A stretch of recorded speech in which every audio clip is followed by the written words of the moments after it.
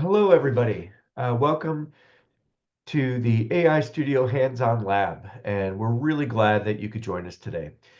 We're going to go ahead and get kicked off, so I hope everybody's ready.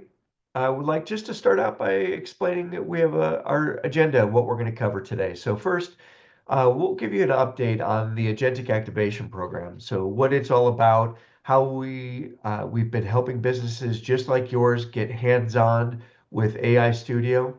And then we're going to dive into some of the most common questions that we've heard from you throughout the entire program. We've grouped those questions into basically four different categories: preparing your data, building with data, building with LLMs, and then we have a few bonus topics that we want to tackle in our potpourri section. So we kind of have a grouping of questions that came in, and we're going to address those as well. So after that, we're going to move right into the hands-on demo of AI Studio and show you exactly how these tools can be used. And finally, we're going to wrap up with a Q&A section. It'll address any of your last minute questions you might have. And so let's get started. So let's dive into the Agentic Activation Program and what it's all about. So we've launched this program with one big purpose in mind, and that was to give you the knowledge, tools, and confidence to build and deploy Agentic AI, whether for your customers or for your own organization. And all of this is going to be using Quiq's AI Studio. So we set out to help you achieve the following items. We want you to understand AI agents and the real business value that they bring. We want you to master the AI Studio platform so that you can confidently create AI agents. We want you to be able to create custom solutions tailored to your unique needs and to get going or to get ongoing support with hands-on experience throughout the process. And then finally, we wanted you to be able to join a community of innovators who are taking on the challenge of shaping the future of customer interactions. Now, to support these goals, we've hosted two other webinars this month. We've held weekly office hours to answer your questions and make that process as smooth as possible. And it's been incredible to see just how many of you have engaged, asked questions, started building in AI Studio, because this program is all about empowering you. And we sincerely hope it's helped get you a good feel and ready to take the next steps and to bringing on the power of AI to your customers. But before we go any further, we go to the next slide. I think it's important just for you to meet the team behind the program if you haven't met us yet. First, for today, we have Max Fortis. He's a product manager here at Quiq. He's been responsible for AI Studio, and Max has been instrumental in keeping this program running smoothly and addressing your questions about AI Studio along the way. Also, we have John Anderson. He's one of our top AI engineers. He's been leading the hands-on demos and bringing his expertise to help you get the most out of AI Studio. You can actually see John building in AI Studio today and in our office hours. And so we've been lucky to have John as part of that program. Shelby Sutton has been spearheading all our marketing efforts. She's been making sure that you know about the tools, resources, and events that are part of this program. And you probably have been receiving some emails from her. So I'm glad that Shelby's been part of our program as well. And finally, I'm Mark Kowal, and I'm from Product Marketing. I'm thrilled to bring you this content today and help you get started with AI Studio. So right now, let's hand things over to Max Fortis.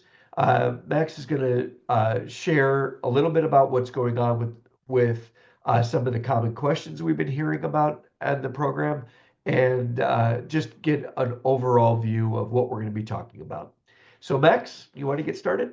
Yep, awesome. Thanks for the intro, Mark, and thanks everyone for submitting so many great questions. We were able to mostly group these up into three categories, like Mark mentioned, so we'll discuss them in context with one another. As a reminder, we won't be sharing the names of anyone who actually submitted questions, and for some of these, we've actually gone ahead and anonymized them a bit further, so they might be a bit more abstracted than what you submitted. We generally found these questions fell into three buckets. The first was around how to prepare data, so we had a bunch of great questions on how to think through what's required to get your data AI ready, Next, we had a bunch of questions on how to best leverage your data once it's ready for use in an AI agent. Then we also had some great questions on best practices for building with such a fast-moving and powerful technology. And lastly, as Mark mentioned, time permitting, we had a range of questions that didn't quite fall into any of these buckets that we'll try to cover as well. Also, I know we took questions ahead of time, but feel free to submit questions in the chat during the course of this, and we'll try to speak to them as we're doing the demo today.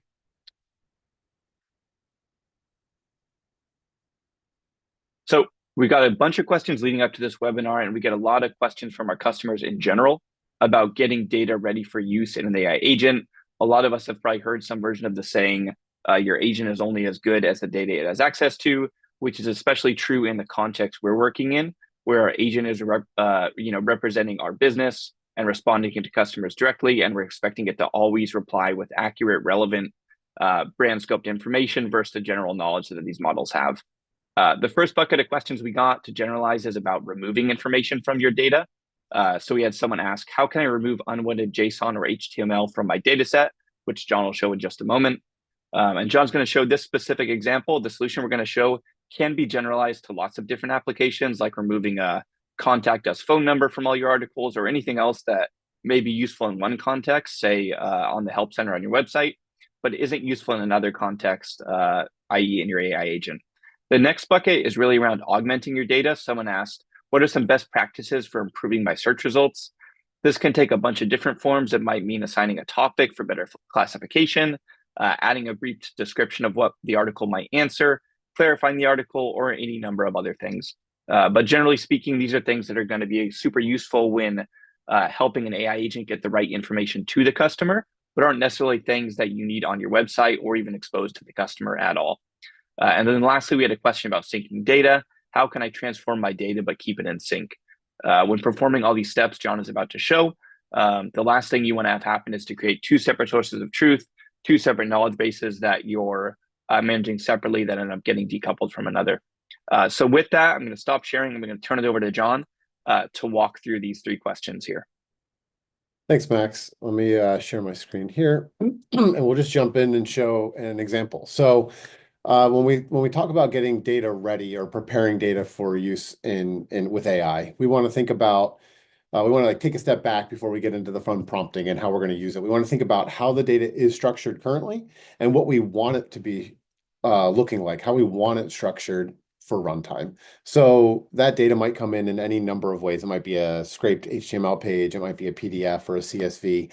All are valid ways to bring data in, and we just want to think then through what that data looks like now and what we need it to look like in order to be kind of the most useful.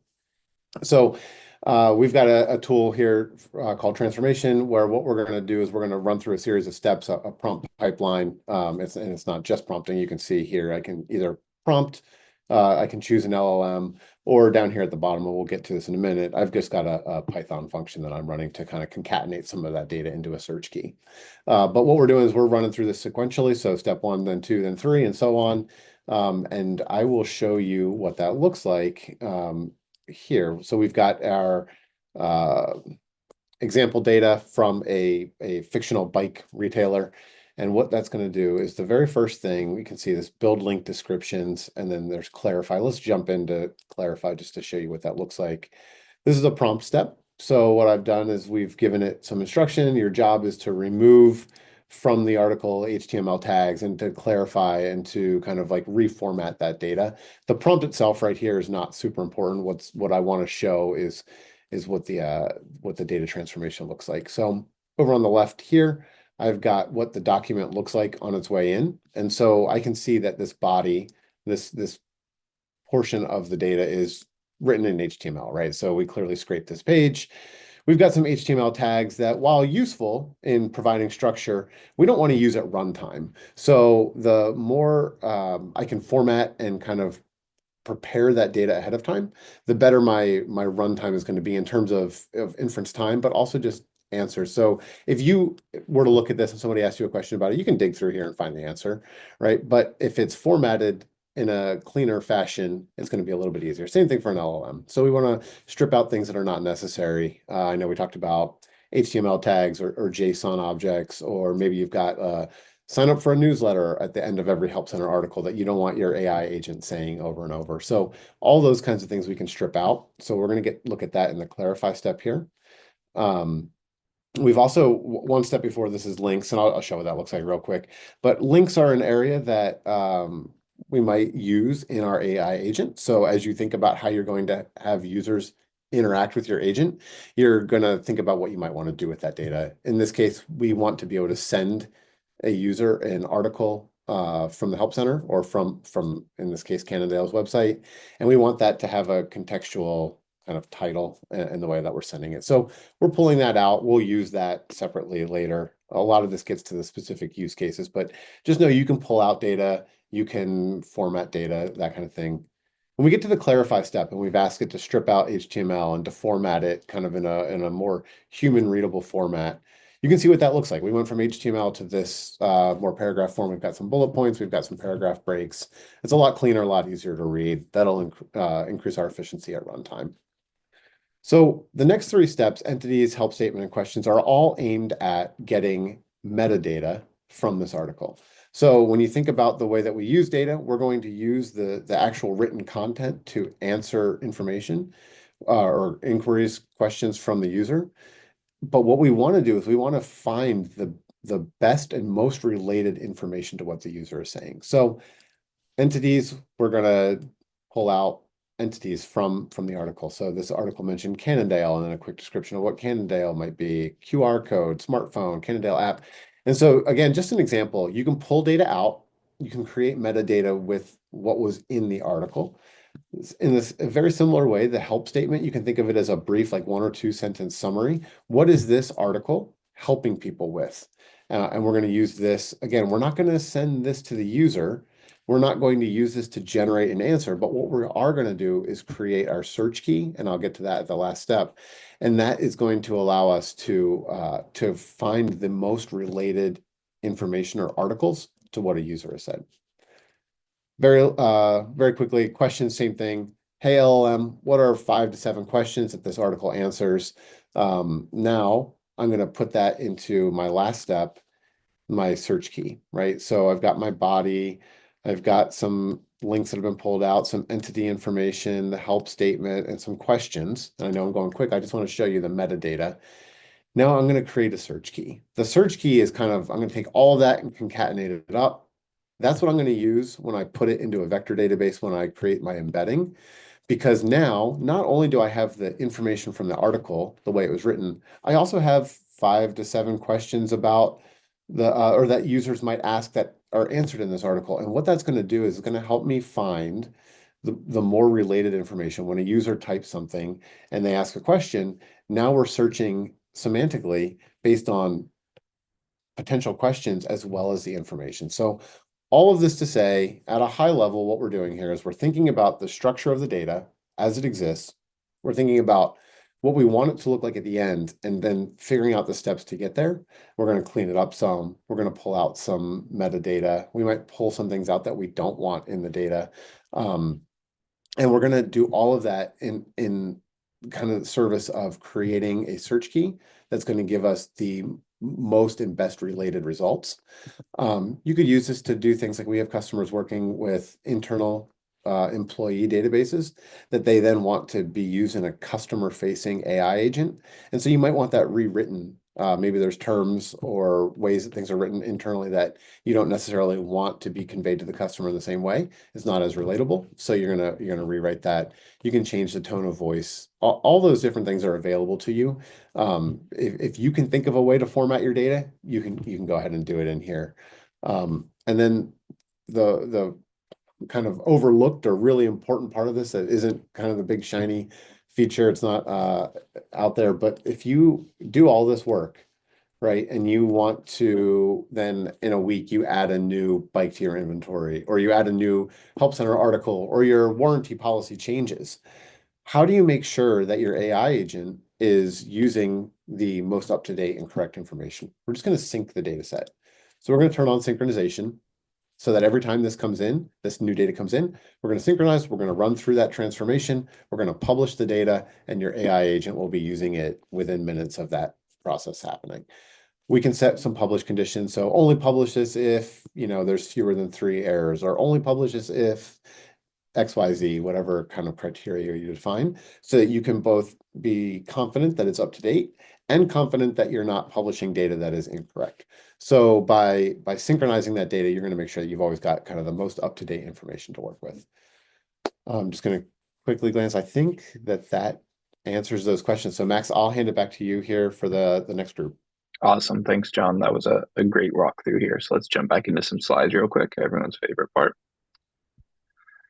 Okay, great. So once again, thanks, John. We saw how we can use transformations to remove unwanted content and chain LLMs and functions together to remove unnecessary information and formatting. John also just showed how we can use transformations to augment a data set with helpful information to create better search results. And then lastly, and almost most importantly, we saw how you can sync those data sets and define rules to ensure nothing breaks when publishing, and you're not managing multiple different disparate data sources over time. So the second bucket of questions we got broadly is around best practices for actually leveraging data sets in AI Studio once you've got them transformed and ready to go. So we got a couple great questions around building with data. The first is about managing data sets that should be kept separate from one another. So someone asked, we've got users from multiple markets chatting with the same agent. How do we ensure they get answers from the appropriate knowledge source for their country? So this is a pretty common scenario. You can think of another similar scenario is that someone wants to provide the same agent for service providers and customers to use in a marketplace type business. So think rideshare drivers and riders. You want to ensure that a driver doesn't get set an article meant for a rider and vice versa. The second is around how you can use multiple data sets together. We had someone ask, we've got 2 product catalogs we leverage, a core product catalog and a supplemental one we use during tentpole events. Can we use them together? So instead of making sure data sets stay separate, thinking about how you can combine and use them together.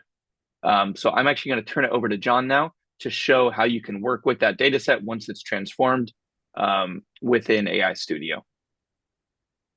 Thanks, Max. Let me find the same screen here. Okay, so real quick, let's orient to what AI Studio looks like because it's going to help for the next few minutes. User turn comes in a flow editor here on the assign node. We run through the disclaimer. Basically, all I need you to know here is we go left to right. So this is essentially our prompt pipeline where we're kind of checking user input, looking for information. I realize you can't see the screen. That's not important at the moment. We'll get into it. And then we're going to run through a series of guardrails and answer generation. Once that answer is generated, we're going to check for hallucinations and various business rules. And then once that passes all of those, we're going to send it out to the user.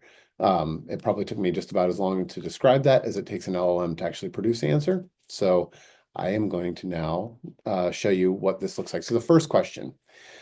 You've got data for users, let's say in Canada and the US, and they're going to need different data sources. You've got a different warranty policy or different shipping times for Canadian users versus US users. So we're going to set that information up front, or that field up front, whether a user is in Canada or the US. Maybe you do it based on the website or the entry into the agent, whatever that might be, we've got a field set. It's pretty simple then to say, okay, if the user is in Canada, and this can be based on any number of fields, it can be if the user is a driver or a rider, if the user is in a different locale, if whatever that kind of differentiating factor is, we can condition off of it. And we're just going to say here quickly, if a user's in Canada, search this knowledge base. And then some of this is a little bit in the weeds, but we're going to search based on the search phrase that's constructed. We're going to return 6 articles. And then this is more around the embedding score, which I'd be happy to answer questions about, but I don't want to go all the way into the weeds. So up here, if you're in Canada, otherwise, we're going to search this knowledge base. So let's say it's Canada and the rest of the world, or Canada and the US. Maybe those are your only 2 markets. For our demo, we're in the US, and so I'll be hitting this knowledge base when I show it here in a minute. So you can see quickly and easily, I'm going to do the same thing, just search a different knowledge base, still going to return 6 articles, same scores and all of that. And what that does is it allows me to say, if you meet this criteria, search this knowledge base. If you meet this criteria, search this knowledge base. But let's say you also, like this is a bike store, right? So let's do this. Let's say these are articles that are about warranty, shipping times, all of that kind of stuff. But people are going to ask about bikes too, presumably. So we're going to add a new search here. And what I'm going to do is I'm just going to search the products. a different search resource, just basically a different database. I'm going to search based on that same search phrase. We're going to keep it pretty simple here.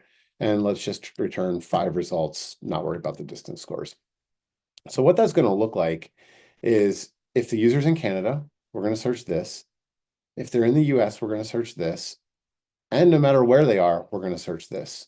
So we've got a conditional search and kind of a supplemental that comes up too. So like when you mentioned the tentpole events, maybe sometimes you are going to use 2 knowledge bases. Let's kind of use this as an example there with 2. And so I'm going to just save that and then run a chat here just to show an example. So this person says, I'm looking at the Adventure 2, which is a bike name, and wanted to see what the current price is. And can I get expedited shipping, right? So we're doing a lot of stuff here. We could talk to all of this with LLMs, but what I want to focus on is the knowledge or the data that this answer is coming from. So we'll see real quick things to look at. We get the price $810, and we do not offer expedited shipping. Obviously, we're giving some more information from our knowledge base. We're here mostly to just kind of see where that knowledge is coming from. So what I'm going to do is actually open up my event tab, and I'm going to close the function editor just for space to show. And what we can see over here is that, let me just orient you a little bit. So we're, sorry, up here. On the assign node, we come in, here's that disclaimer message, right? We've asked it to send this, thank you for chatting with Quicksilver Bikes. That's this. And then we go down through some steps to kind of break down what the user is saying. We search for information, we ultimately generate that answer. So that's what you're seeing here, top to bottom, like we go left to right in the flow editor.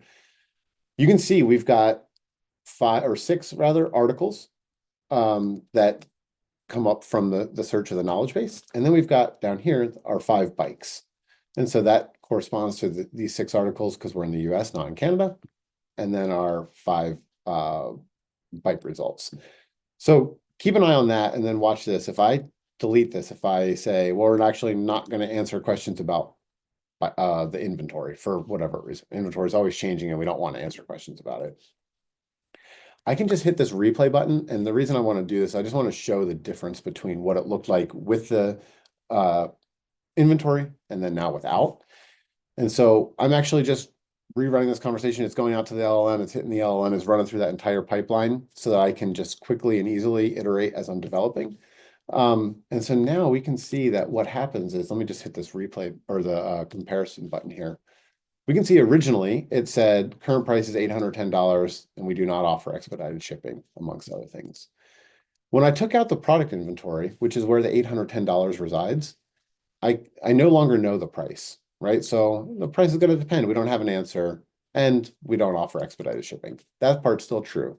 That knowledge is still there. So we can see here in the original, again, this middle column, we see that we searched articles and inventory. When I took out the inventory and replayed the conversation, I'm just hitting articles. So I have a different piece of information, different knowledge available to the model. And so therefore it's going to answer differently. Now, if I like, let's think about this for a second. If we have, I'm going to show the original here. Well, like I said, we're running through, I'm trying not to get into all of the guardrails and the intricacies of the prompt pipeline to answer these questions. We've got information, we know it's related. Semantically, it's related to what the user has said, all of these. But it's not like the person asked about Adventure 2, they didn't ask about the Adventure EQ or the Adventure Neo 2 EQ. So we want to not tell the LLM, hey, here's 11 potential pieces of information, answer the question about it. What we want to do is we want to say, okay, we pulled back related information. Now let's find that which is relevant. So we're going to go here, we've got a prompt around this. We're going to pass it in all of the articles and we're going to say which ones are relevant, and it's going to choose the titles, and then I'm going to go ahead and use a function to pull in the those articles. And all of this is aimed at getting you to a particular point here where this is where we're generating an answer. We've told the LLM there's a bunch of instructions in here. Here's the articles that you might want to use to answer this question, right? And so we see our articles that are relevant. We can handle different sources of knowledge in different ways. In this case, we handled it all together. We just said, hey, LLM, here's some information. Go ahead and answer the question. we've got a bunch of prompts in there or a bunch of instructions. But you might want to say something like, hey, LLM, here's articles and here's product inventory. It gives it a little bit more context. Or here's your main source of knowledge, but if you can't find an answer in there, you can use this as a backup. Or here's general knowledge, and here's knowledge specific to riders. And so in the same way that you can access data depending on any number of constraints, your locale or your user type or whatever, you can also prompt around it a little differently. So we're going to pull back data according to business rules. We're also going to use it in different ways. So in the same way that you might hire a new employee to staff the chat widget on your site, and you're going to tell them, here's this whole bookshelf of data, right? You're likely not going to just say, here's this whole bookshelf of data, just figure it out. You're going to say, here's this bookshelf of data, but like when the user's asking about this, use this notebook. And when they're asking about this, use this notebook, but like you could use this one. And so what we want to do is we want to think about how to structure the data. And then we also want to think at runtime how we're going to use that structured data that we've kind of transformed into the most useful format. So we want to think about not only how to structure it, but then we want to think about how to use it once it's been structured. And then again, I'm just going to take a quick look. I think that covers those questions, Max. So I will stop sharing here. Yep, that was perfect. Thank you, John. I'm going to jump back into slides here real quick. So thanks again, John. We just saw how you can segment data sets using conditional logic on your search behavior to account for different user groups, as many as you have. Then John also showed some great strategies for using multiple data sets together simultaneously while still being able to use one in one context, one in another. So some great real world examples of how you can actually use your data within your AI agent. Now, the next bucket of questions was around building broadly. So everything from what model to use to how to build a prompt to when to upgrade to a different model. Now, not only is this technology fairly new, meaning large language models, it's moving at a breakneck pace with what feels like a new major breakthrough every other week or every other day at times. So it's definitely the case that things are moving very quickly. We've got a couple great questions. The first two are similar, so I'm going to group them up. How do you think about model upgrades, and how do you know what the right model for the job is? Both come down to familiarity with the models themselves, which you gain over time, as well as making sure you've got the right tool like AI Studio. Lets you easily test differences between models across real conversations without needing to publish and set that live. And then be able to save and kind of rerun those on demand, which John's going to highlight in just a moment.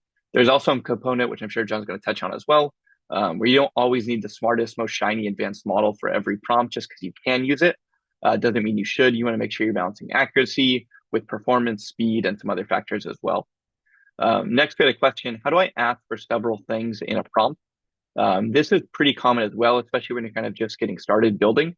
At what point do you split a prompt up? Whether that's running multiple prompts in parallel or running them sequentially, what you'll often hear called prompt chaining. And then lastly, we had a question, how can I be sure my updates are okay? A broad question, but obviously a super important one when you're modifying your AI agent, whether that's doing any of the things we outlined above, like upgrading to a new model, bringing in a new data set, splitting out prompts, adding in a new flow. You need some way to make sure that you're confident in your changes before setting them live. So John's going to dig into debug workbench and tests to talk a bit more about how that works as well. So with that, John, I'll turn it back over to you for this section again. Let's see if I can go 3 for 3 on sharing the right screen. Yeah, that's almost the hardest part of this. Yeah. All right, so we're going to look at that same conversation we just had as an example here, and this first, or I guess one of the questions, I'll kind of address these questions a little bit out of order just because it'll make sense, I think, in the way we're talking about it. How do I ask for several things in a prompt? The thing I would encourage you to do is what we call parallel atomic prompting. And so here I'm in the find info node. I'm going to just back up 2 steps here to the planner node. So this is planner. What we're doing is user has said something, we're coming in, and now we're gonna figure out what we're gonna do with it. So parallel atomic prompting in parallel, so we're running them together instead of sequentially. And then what we want to do is we want to decompose that conversational turn into discrete tasks and then solve for singular tasks. So instead of so we're going to do a number of things here, right? So we're going to ask the LLM to create a search phrase because sometimes users are ambiguous and they say, like, how do I find it? But conversationally, we can tell that, how do I find it? They're talking about the bike that they talked about 2 turns ago. Is it sensitive? Did they say they broke their arm and we want to handle that in one way or another? What language are they speaking? Is it a complaint? And then these two are more about around the agentic process, but essentially trying to figure out what should be done next in a conversational turn. If I were to ask a person to do these 6 things all at once, you're probably going to forget some of them. I'm not suggesting an LLM as a person. It can likely keep things in its brain more, or I won't disparage any of you. It can certainly do things better than I can if you ask me to do 6 or 7 or 8 tasks at once. But ultimately what we want to do is we want to say, okay, what's the search phrase? Is it sensitive? What's the language? Is it a complaint? What should I do next? But we want to handle all those individually. And so we're going to ask the LLM to do very discrete, very kind of defined tasks. And we're going to ask it to do it well and do it quickly and do one thing at a time. But the beauty of the parallel atomic prompting is that we can do them in parallel. So we can hit the model 6 different times here when we run a conversation, and we could choose a different model for a different task. So these ones are these, especially these top 4, are pretty simple. But I often joke with people that what I do all day, every day is talk to LLMs, right? That's my job. I just talk to LLMs. Occasionally I talk to a person. A little bit of an exaggeration, but like truthfully, I have learned over time which models do certain tasks or perform certain tasks better than others. So maybe some model has a strength in determining what to do next. Another model has a strength in condensing or filtering data. So whatever that might be, you might start to find a favorite model for a given task. More likely, you're going to potentially use some of the, you don't necessarily want to be using GPT-o1 or o1 Pro to determine whether something's sensitive, right? Like you don't need all of that compute power. Maybe you want to use 4.0 Mini, or maybe you want to use Gemini Flash or a Claude Haiku or whatever that might be. There's a best model for a job, and that best model is determined on accuracy, inference time, cost, right? That all plays a factor. So with all of that said, just like code, an AI agent needs good design. So you want to componentize your agent. It's going to make it easier to debug, to maintain, to expand. So this parallel atomic prompting, you'll probably, if you listen to anybody at Quiq for any amount of time, you will likely hear that said over and over. We want to ask the LLM to do a specific job, to do it well, and to do it quickly. So I think that answers that question. Like, when do you want to break things down in a prompt? You never want to ask to do too much at a time, just because you're gonna be able to do it faster and more efficiently when you break it down. So let's see, how do I think about model upgrades, and how do I know the right model for the job? So the right model for the job is a matter of some trial and error, some you've been working with LLMs for a while and you get to know them. You could start at a baseline, say you start at a baseline of GPT 4.0 Mini for most things, and then you find things that it doesn't do well, and maybe you switch in another model there. You read papers, you kind of hear from others in the industry that kind of all goes into how you do it, and then you play with it and you try it. In the same way, model upgrades. So in the fall, OpenAI deprecated a model. If anybody was using that at the time, we need to just quickly be able to move them up to a new model. But how do I do that? This goes into that last question. How can I be sure my updates are okay, right? You don't want to just switch out the model. The newest and best comes along, and you just switch out the model and like cross your fingers and hope that it works. That's not gonna give confidence to anybody. It makes me nervous to talk about it, right? So we want to have some tests in place to be able to assure ourselves that what we're doing isn't breaking anything from the past. So I've got a test set here of sensitive prompts. We're going to do a pretty simple one. And what I've got, and I'll actually hit this button so you can see them run. I've got what, five demos here, and let's look at this one. I said, whenever this one runs, I need to make sure that my sensitive field is set to yes. So here you can see, this is an actual conversation that happened, and the user said, the tire popped while I was riding this weekend and I fell and broke my arm. We've decided at Quicksilver Bikes that anybody who talks about personal injury, like we just want to get them to a human for any number of reasons, but that's just an example, right, of how we're going to route based on this prompt. So I have five tests here, and I've got some saying like, no, this is not sensitive. This person said, my bike hasn't been delivered yet, even though it's supposed to get here yesterday. Can you help? That's not sensitive. They might be upset, but it's not sensitive in the way that this business is defining it. So what I can do is I can now go in and I can change out any model I want, right? Or I could change any prompt I want, and I can run these tests, these regression tests with assertions, and I can be confident that I haven't screwed anything up. So let's look at this one. Sensitive on this. This is the one that the person fell and broke their arm. We are classifying it as sensitive. We've hit GPT-4o mini with it. But if I said like, okay, GPT-4o mini is more, Gemini's significantly cheaper. I've read a lot of good stuff about Gemini. Let's try it. I'm just going to open the prompt. Instead of default, I just on the kind of a config here, I set the default model to 4o mini, but you can see we've got a bunch of models in here. I'm just going to choose Flash from Gemini. I'm going to close that, and then I'm just going to rerun this test set, and I'm going to see if it okay. Looks like Gemini also handled that this is a sensitive conversation. Not a surprise, right? A pretty simple prompt. But I can see now I've hit Gemini Flash with it. I got my field set. I met my assertion. Like I can feel pretty good about that. And then I could rerun all of these and see if they continue to hit. Now you can set tests for a bunch of stuff. You can do an end-to-end test. So the way I think about tests is I recommend end-to-end tests. User said this. AI agent said this. Is it really similar? Does we use an NLI model to talk about or to kind of compare the output? So you want end-to-end tests, but then you want like you want test sets for all the components of your conversation, the sensitivity, the language, determining the next best step, all of those things that you build up, all those parallel atomic prompts that you're breaking down into discrete tasks and then setting fields or however you're handling that completion from the model.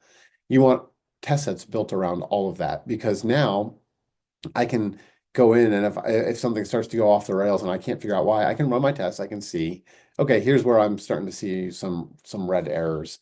And actually, let's look at what that would look like. So I'm going to just change my prompt in a really ridiculous way. We're just going to say, okay, here's our sensitivity prompt. We've given it all these instructions about sensitivity. I'm just going to say, actually, conversations about personal injury are not sensitive. These are okay, right? Like, we're not actually going to do that. But now I'm going to rerun that, and I'm going to see whether my test fails or passes. Unsurprisingly, it fails, right? We gave it instruction, said like, this is okay. But my test set is still built around sensitivity, yes. And so I can now see that my test set has failed. So I know when I come in and I add new knowledge, or I add a new conversational flow, or we switch models and I run my test before I ever publish to production, I'm going to run these tests. I'm going to see if I've broken anything that I've built before. If I have, I'm going to fix it. I'm going to address it. I'm going to continue to quickly iterate and rerun those tests until they're all green. And then what that does is it allows me to build. And as I'm building and quickly iterating and hitting the replay button and comparing versions, I'm building up test sets as I build for anything new. And then I've already got my regression tests available for anything in the past. Now I feel good. Like, okay, I switched that to Gemini. Everything is still passing. Or I added that knowledge and the answer is still really similar. So I feel good. So in that way, you can deploy things to production and feel confident that you've built something on top of what was already working, and that which was already working is still working. So that's how I think about deploying to production and building up test sets that allow me to more than just have a feel for whether a prompt is working. I can actually kind of see and prove that it is working and feel good about that. It also helps with business users, not only AI engineers who are building who want that to be right, but you can go to a business user and say, here's why I feel good about that new knowledge you added, or why we can move up to this different model that's cheaper, or more efficient or faster or whatever, and we can feel good about what's going on there. So I think, yeah, I think that should get those questions. So Max, I will hand it back to you one more time here. Perfect. Great. A great example, John. Okay, great. So as John just showed, atomic prompting enables you to break up workflows into discrete tasks for faster responses and easier debugging. And then I think that was a great call out, John. The AI agents benefit from good design, just like code or anything else does. So think about componentizing your AI agent so that it's easier to debug and maintain and expand as you grow over time, add new use cases, things like that. And then, as you just highlighted, make sure you're leveraging tests and test sets to quickly and confidently test changes over time. Okay, cool. And then lastly, we had a couple questions that didn't quite fit into the categories above. And in the interest of time, we're just going to talk to these versus actually demoing them. So John and I will go back and forth and talk a bit about each one of these.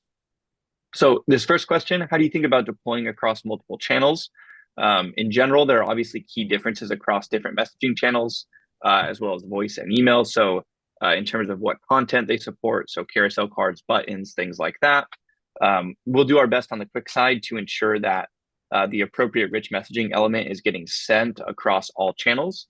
And I think our guidance generally is that if you're running the same agent, meaning it's solving the same sort of tasks, same sort of key flows across those channels, that we'd recommend build once and run anywhere channel, and then handle some of those key channel differences, either via what Quiq does automatically or by reviewing those flows one at a time. John, anything you'd add to kind of how you think about as a builder, actually deploying across multiple channels and when to split things up, when to keep it in one agent?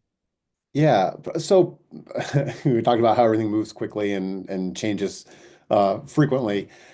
Probably a year ago, I would have been more on the side of, or a year and a half ago rather, more on the side of like, let's split some of this out into, this bot handles this thing, this bot handles this thing, or this language or that language. Now I actually think that with the power of language models and this ability to give them more agency, truly agentic AI, I would argue pretty strongly that they should be in the same agent. Now, it's certainly open to particular use cases that need to be split out, but in general, I would say put them in the same agent and see if you can build that way, and try that, and then it opens up a bunch of options to you. So you're on voice, somebody's on a call. If you're in the same agent, that agent on voice can say, "Hey, I need to send you a text to confirm," or "I need to send you a text to get you a link to whatever knowledge article," or go here to log in and perform this task. If I'm in the same agent, that voice agent can just send the SMS. You could even respond in SMS, and then the voice agent can read what you just said. So I think that there are a lot of benefits at the moment being in the same agent, and I would say start there. And if you have a compelling need to get out and into different agents, multiple agents, that you certainly could. When we talk about agentic AI and agents, it's not, we're just talking about in Quiq here. You've got one agent that's doing all this stuff. It would be easy to look at that and say, well, it's actually like a bunch of agents sitting in within one. So I think we're a little bit of a semantic just difference in maybe the way people talk about it. But I would say you want things to be kind of one agent that has multiple agentic flows within it. Yeah, great answer and good clarification there too, John. Okay, another question. I think a lot of folks, when they think of retrieval augmented generation, what people call RAG, they generally think of just generating answers from a knowledge base. So we had a question about how does this kind of process apply to other sources of data, whether that's making an API call into your CRM, dealing with customer data, even dealing with something like a product catalog. I think our answer generally is it's the same process. So, it's not just knowledge bases that you use RAG against. It's any sort of customer data you might be pulling in or business data that might be relevant to your agent. John, anything you'd add or clarify there based on, once again, your experience building lots of these for enterprise customers? Yeah, I tend to I think RAG gets that reputation of being just knowledge base, and I would just make the argument that RAG is just, if you really look, it's just pulling in information that's going to help answer. So I think it's knowledge base answer and customer data potentially, or data from an API for whatever reason. It's all knowledge that you're going to use to answer, and so you're retrieving that which is related. You want to find what's relevant. But if you think about it as a quick example, somebody goes into the Quicksilver bike store and they say, if I order this bike, like when's my bike going to arrive? If all I have is general information, the agent might be able to say, they typically arrive within 2 to 3 business days. But if I have that knowledge article says 2 to 3 business days, and I have your customer information that says you ordered it 2 days ago, or I have your tracking number in there because we've hit it with an API, we can say, oh, it's going to get there tomorrow, right? And so that's the difference between a general knowledge answer and a customer specific answer. It's all just based on knowledge. And so I think you just want to think about that multiple knowledge source. Maybe it's knowledge base plus API customer information, and they're both just different knowledge sources we're going to use for RAG. Great. Yeah, it makes sense. Then we got 2 more questions, John, which I'll let you talk to. How do we untrain the AI agent or get it to forget the data it's used in the past? And how do we tell it the best data is in this set, but this other stuff is a backup, which I think we touched on a little bit during one of the earlier sessions. Yeah, I think we already hit that last one, and it's mostly around prompting. If you want them to both be in there, so 2 different ways you can do that real quick. Again, as a reminder, you can only pull up a data set based on if you're in Canada or the US. But even if you wanted to say we want to use both but prefer this data set, you just basically prompt around it. You tell the language model like, hey, look in here for your information. If you can't find anything or you need more, go ahead and use this. So it's a little bit of push and pull, whether you're going to pull the data in or prompt around it. And then the question about how do we untrain the AI agent? I think I got this question, I've gotten this question in a few different forms over the last few months. And I think it's around the idea of language models are always learning and we're training a language model here. And truly what we're doing is we're not training the model based on what the user is saying. What we're doing is we're using the model for its language capabilities based on the data that we have. So to untrain the AI agent, truly all we have to do is just take that data out. Take it out of your knowledge base. It's not going to know that last week the price of that bike was $810. It's going to know that the knowledge says the price of the bike is $825 now. And so it's not going to know. There's no need to untrain it or to help it unlearn things from the past. You just take away the notebook that it's using, the data that it's using, and it no longer knows that. So I think it's actually a pretty simple answer to what can feel like a complicated question. We're just using the knowledge that we have. Perfect. Yep. That's exactly right. Okay, awesome. Well, thank you everyone for submitting so many great questions. Thank you, John, for an awesome job walking through how we actually build and solve for some of those. Mark, I can turn it back over to you for a final wrap up here. That's great. Max and John, thanks guys. I really appreciate it. So as we wrap up things, I just want to take a moment and thank all of you for making the Agentic Activation Program really a great success. It's been really amazing to see so many of you dive into AI Studio, ask insightful questions, start building the Agentic AI solutions, and we've been really pleased to see what progress you've made. So thanks for joining us today for this webinar and being part of the journey. We hope that you feel more confident, ready to use AI Studio in ways that make a real impact for your business. But now, before we officially close out, we'd love to hear if you have any final questions for our experts here that have joined us. So feel free to post your questions in the Q&A section of the chat window, and then we can address those right now if you'd like. But it'll be a chance for you to get all those minute questions answered that maybe you've just waited to ask. And so let's just give you about a minute, see if there's any final questions remaining, and then we can address those, and then we can send you on your way.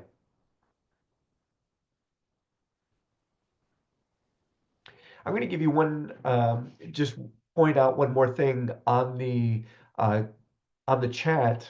You'll see a link, quiq.com/AI-studio-access. That will get you access to AI Studio. So if you haven't done it already, I assume that you probably have. You've been joining our call, but in case you haven't, please click that link now. You can fill out the information. You can get access to AI Studio absolutely free. And when you do that, you will be entered into the Agentic Activation Program. And that way we can send you more information about the office hours that we're doing. And you can get a little bit more information on AI Studio directly. Doesn't look like we have any more questions coming in, which is fine because we're pretty much at our time. So everybody, we just want to thank you again for being here today. We look forward to seeing the incredible things that you create in AI Studio. And we really, if you do have any questions that you come across later in the day, in the week, feel free to send them to aistudio@quiq.com, and we'll get an answer to you very shortly. Thank you, everybody, again. Max and John, thank you guys for joining and bringing such great information to the webinar. Have a wonderful rest of the week, everybody. Take care.